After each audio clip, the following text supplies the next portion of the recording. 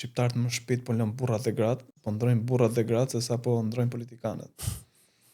Dhe kjo të bëhet shumë e bukur, po është shumë e vërtetë. Domethënë është turpi i Zotit, po dëgjojmë që ti nuk toleron burrin dhe gruan tënde për diçka që ndodh, do di unë, ndoshta edhe mund të bësh mirë që të bësh një zgjedhje, toleron 30 vjet, unë jam 30 vjeç vet, por çka kam parë dhe çka kam dëgjuar, toleron 30 vjet politikanë, të njëjtat figura, të njëjtat gjëra.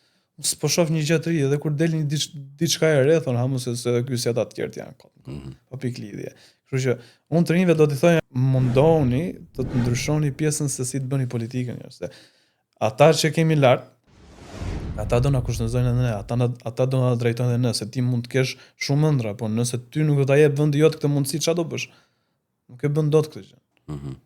Ti mund të duash të bësh super artist në Shqipëri, por a është arti në nivelin e dur në Shqipëri?